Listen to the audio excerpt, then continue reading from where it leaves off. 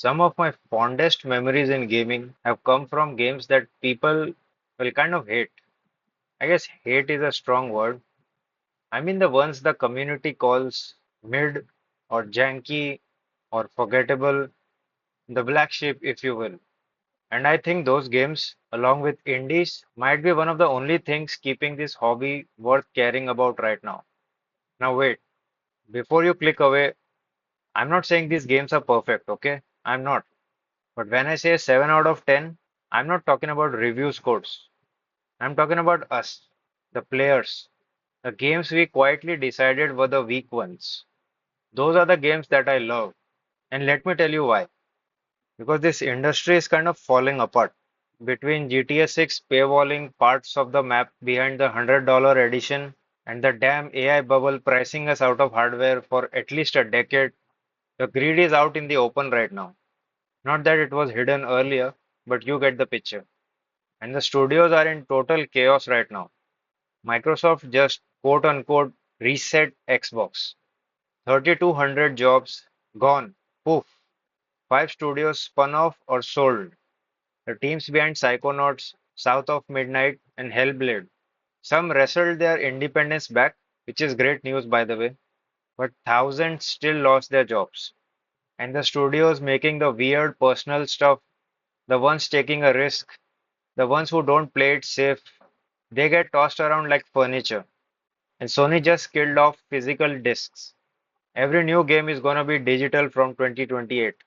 Remember, guys, you will own nothing and you will be happy. Absolute sorry state of affairs right now. Now, I'm not here just to bitch about all this. I'm here because there's something we can actually do about it. Most of us are already sitting on libraries full of games that we have never even touched, bought in some sale years ago but never launched. And we don't really own any of those, right? A store shuts down, a server goes dark, and poof, gone. So maybe just play them. Give them a chance while they are still yours. Especially the ones that everyone told you to skip, the so-called 7 out of 10s.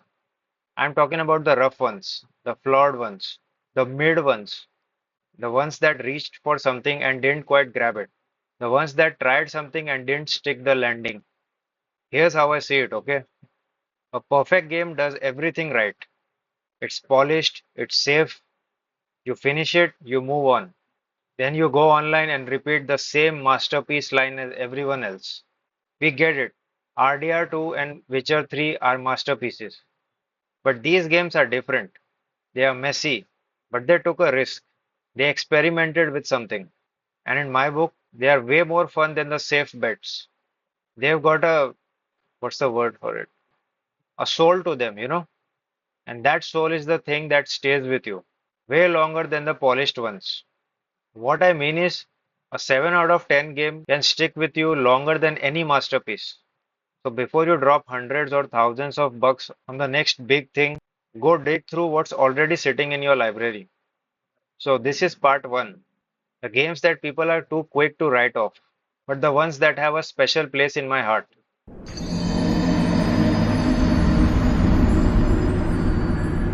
In pretty much any art form, it's an uphill battle for a new installment or a sequel to live up to the original. Because people are always gonna compare it to the beloved previous one. And any deviation, any creative liberty it takes tends to get received poorly. This is amplified even more when the sequel is handled by a different team as the previous one, and they decide not to follow in the exact same footsteps as the previous leadership. Dark Souls 2 is a good example of this. And this is a pattern that has repeated throughout history. A franchise changes hands or changes direction, takes a risk and tries out some new mechanics, and the fan base treats it like a crime. Dark Souls 2 is probably the most polarizing game in the series. It has its ride or die defenders and an equal army of people who love to drag it down. And yes, it had an insurmountable mountain to climb. It was following up on Dark Souls 1, which was a phenomenon and spawned a whole genre. Dark Souls 2 was made by a different team. Miyazaki, the mastermind behind the original, had stepped back to a supervisory role. He was busy with Bloodborne at the time. So the direction had gone to Tomohiro Shibuya and Yui Tanimura. Critics loved it at launch, glowing reviews across the board. It was the community that soured on it, slowly over the years. Now the game did have some glaring flaws that deserved criticism, but a big chunk of it was because it dared to be different. It introduced new mechanics and an entirely new design philosophy. It took a swing. It tried to fly high instead of just tracing over what Dark Souls 1 had already perfected. Now, was it flawed? Yes, absolutely. Repetitive enemies, weird enemy placement, the despawn system where enemies would disappear if you killed them enough times. All of this worked against the whole feel of the game. And the soul memory system was one of the most criticized part of the game, and rightly so. But here's where things went too far. Instead of acknowledging it as a bold and flawed product with a soul to it, no pun intended, a part of the community resorted to calling the dev team the quote unquote B team and making them the scapegoat for their own cognitive dissonance. And that is a real shame because so much of what Dark Souls 2 did would go on to outlive it. The power stance mechanic was one of the best dual wielding systems in the series. And some years later, Elden Ring brought it back. Miyazaki himself has acknowledged that many of Dark Souls 2 ideas ended up carrying the rest of the series. That's an important statement. The game that everyone had branded the quote unquote black sheep had passed on its ideas to the game that everyone worships right now. Dark Souls 2 is still lauded for having one of the best environments and atmosphere.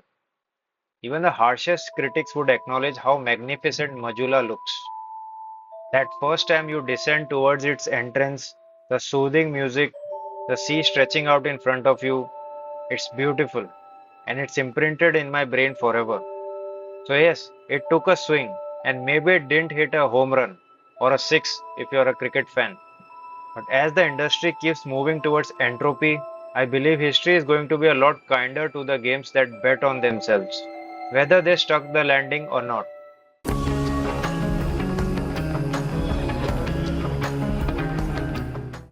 There are times when a game does everything right, or most of it right, but gets received poorly for the one single flaw that everyone just can't see past.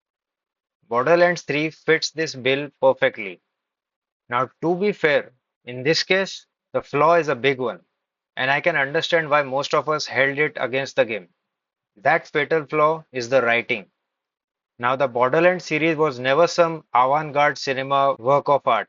Let's be clear on that. Stairs? No! But Borderlands 2 pulled off something rare. It blended together a perfect combo of fun gunplay, build variety, a cast of characters with unique personalities, some of which we remember to this day, high quality DLCs, and the best of all, one of the best antagonists, Handsome Jack. Oh, where the hell is... Oh, I had a violin somewhere. I was gonna play it all sarcastically. God damn it, it was gonna be awesome. Blake! Where's a bloody violin? And the reason I bring him up is that beyond all his flamboyance and jackassery, no pun intended, he was such a compelling character. He had moments of weakness and vulnerability, especially around his daughter. If you should kill that child-murdering son of a bitch before I do, I will find you. And you will regret denying me my vengeance. Please don't. Hey, are you hearing me? Please don't kill my baby girl. So when people say that Borderlands 3 was a letdown, it's because they are measuring it against a bar that was set by Borderlands 2, which is why I feel Borderlands 3 is such a shame. Sure, it couldn't touch Borderlands 2's writing, but mechanically, it was the best the series had ever played. They improved the gunplay and made it 100 times smoother with the alternate firing modes and the sliding mechanic. And for the first time, the series left Pandora. You traveled across multiple planets, each with its own unique biome. And I think this gave the game a new personality. Jesper Kidd and Michael McCann hit it out of the park with the soundtrack. The end game was pretty solid too. Mayhem mode was my favorite addition. Added so much replay value to the game. The skill trees were way more flexible, and it was fun experimenting with builds. And also special mention to the DLCs. Gearbox course corrected and made the DLCs much more compelling than the main story. But again, the elephant in the room must be addressed. The writing, it's pretty bad. I can't sugarcoat it. Even for Borderlands standard, it's it's bad. I'm gonna dive into some spoiler territory now. So if you wanna jump ahead, this is your sign. They sacrifice some of the most beloved characters in the series, all at the altar of Eva. There's just way too much focus on her. The bratty teenager who never faces any consequences. Ava, I'm trying to keep you safe. By just ditching me on the ship? You said I could be a vault hunter like you! You promised! And somehow gets rewarded with siren powers and the leadership of the Crimson Raiders. It didn't stick, and it left a sour taste in a lot of people's mouths. And the villains couldn't save the writing either. Don't forget to like, follow, and obey. The Calypso twins were a poor attempt at the whole influencer culture satire. Annoying, immature, and a big step down from the complexity of Handsome Jack. But even after all this, I feel the writing could have been salvaged. There was hope, and the opportunity was right there. For a brief moment, Troy was beginning to break away from his sister and show some character about how he is always under her shadow and harbored resentment towards her. Keep this up and I'll be a god for real. Will be gods. That's what I said. And now it's all mine. Hey, save any for the parasite? Gah. Gotta say, I'm surprised you'd pull one over on your brother. Seems kinda Cold? Troy, dear, you'll figure this out eventually. Family is just another word for war. And the sister always wins. This was the one plot line with real tension, and they wasted it, killed him off too soon, and left it unresolved. Borderlands 3 could have been so much more, but in its totality, it is by no means a bad game. Gearbox made some bad calls with the character and the writing, but the gameplay more than makes up for it. Sometimes you just gotta take a game for what it is. Not every game is gonna deliver a coherent narrative experience. Some of them are just a blast to play. And you know what? That's okay.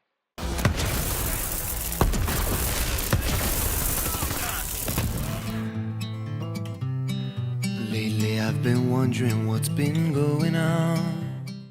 Throughout history, there have been studios that have punched above their weight.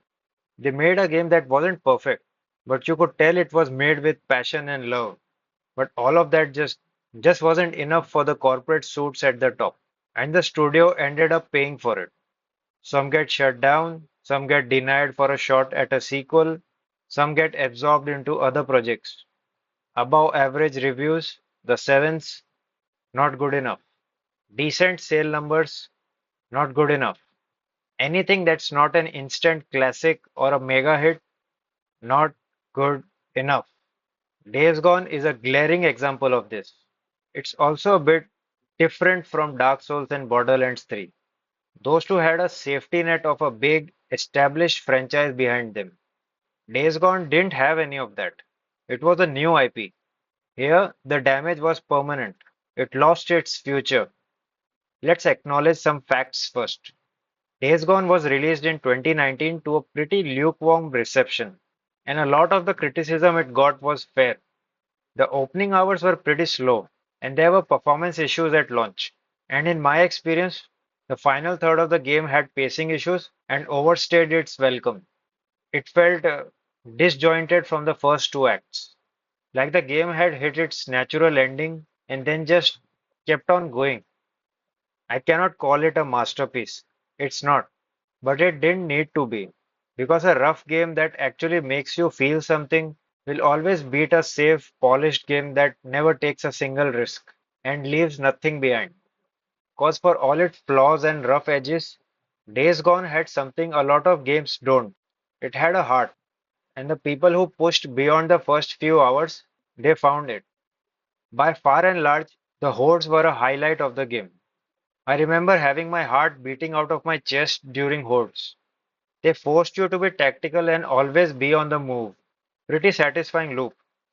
The motorcycle gameplay loop is one of my favorite in the game. It starts off as transportation, but ends up being your survival partner.